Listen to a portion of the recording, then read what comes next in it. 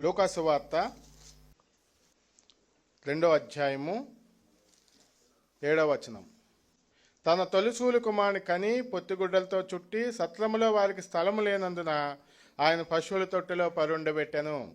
మనం సాధారణంగా పాటలు పాడుకుంటూ ఉంటాం, పశువుల పాకలో జన్మించాడని. కానీ ఇక్కడ ఏం రాయబడింది?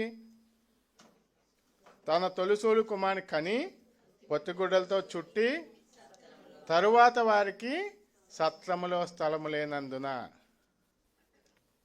అంటే ఆయన ఎక్కడ జన్మించాడు అనే విషయాలు మనం చూస్తే ఆయన పశువుల పాకలైతే జన్మించలేదు. కానీ మనకు అలవాటు అయిపోయింది, పాటలు పాడుకుంటాం, అదేం పొరపాటు ఏం కాదు. అయితే నేను చెప్పాలనుకున్న విషయం ఏంటంటే, సత్రములో ఆయనకు స్థలం ఎందుకు లేదు? ఇప్పుడే సహోదరులు చెప్పారు, రిజర్వేషన్ ఎందుకు దొరకలేదు? మనకన్నా ముందే చేయించుకున్న వాళ్ళు ఉన్నారు కాబట్టి. సత్రంలో ఆయనకి స్థలం ఎందుకు దొరకలేదు?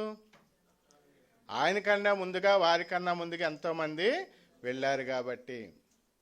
అలాగే ఆదికాండం 3వ అధ్యాయం 15వ వచనంలో మనం చూసినప్పుడు దేవుడు తెలియజేశాడు, సాతాను క్రియను లయపరచడానికి నేను ఈ భూమి మీదకి వస్తాను అని చెప్పిన తర్వాత ఇంచుమించుగా 4000 సంవత్సరాలు ఆయన భూమి మీదకి రాలేదు. మానవుడు ఊరికే ఉంటాడా? మానవుడు దేవుని గురించి అన్వేషణ మొదలుపెట్టాడు. మానవుడు దేవుని గురించి తెలుసుకోగలడా అంటే, ఒక బకెట్ పట్టుకుని వెళ్ళి సముద్రంలో నీళ్ళని తెచ్చేయడం ఎంత కష్టమో, ఇంత చిన్న మెదడు ఉన్న మానవుడు అనంతుడైన దేవుని తెలుసుకోవడం అంతే కష్టం. మానవుడు సాధారణంగా అనుకుంటాడు, నేను చాలా గొప్పవాణ్ణి అని. కానీ అంతరిక్షంలోంచి చూస్తే మన భూమి ఒక బఠానీ గింజ అంత ఉంటుంది. ఈ బఠానీ గింజ అంత ఉన్న భూమి మీద మనం ఎంత ఉంటాం? అసలు లెక్కలోకే రాం. అటువంటి మానవుడు దేవుని తెలుసుకోలేడు.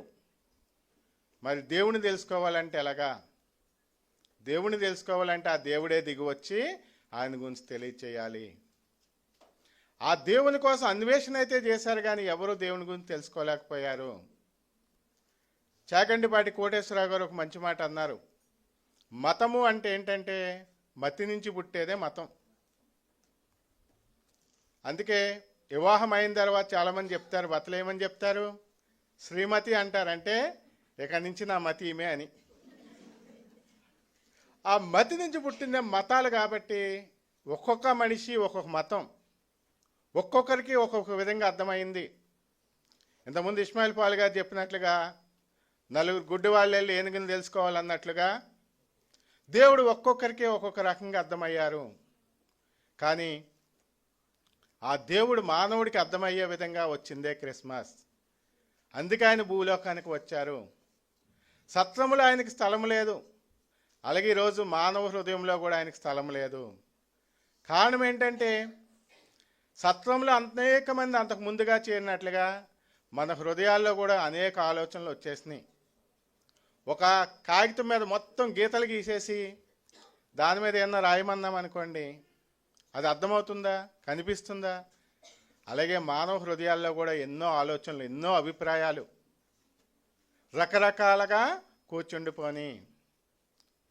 కరోనా వచ్చినప్పుడు మనందరికీ తెలుసు, తమిళనాడులో ఒక గుడి కట్టారు, కరోనా దేవత అని చెప్పి ఒక గుడి కట్టారు. కరోనాని ఎవరూ చూడలేదు, ఆ వైరస్ని ఎవరూ చూడలేదు, కానీ దానికి ఒక గుడి కట్టారు. అలా మానవులు రకరకాలుగా కనిపించిన ప్రతిదాన్ని ఒక దేవుడు అనుకుని, కనిపించిన ప్రతిదాన్ని ఒక దైవం అనుకుని తమ హృదయంలో ఆలోచన కలిగి ఉన్నారు. అయితే ఈరోజు దేవుని వాక్యం ద్వారా మనం తెలుసుకున్నది ఒక్కటే విషయం, ఆ రోజు సత్రంలో స్థలం ఉన్నా లేకపోయినా వచ్చిన నష్టమేమీ లేదు. కానీ ఈరోజు ఇక్కడ కూర్చున్న వారి హృదయాల్లో ఎవరి హృదయంలో అయితే క్రీస్తు లేడో అది వారికి చాలా నష్టం.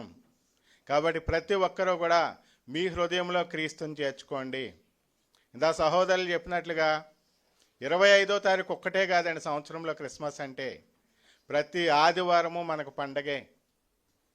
అలా 25వ తారీఖున సాధారణంగా ఏదో ఖాళీగా ఇంటికాడ ఉన్నాం కాబట్టి చర్చికి వచ్చాం తప్పితే కానీ ఒక్కరోజే ముఖ్యమని కాదు.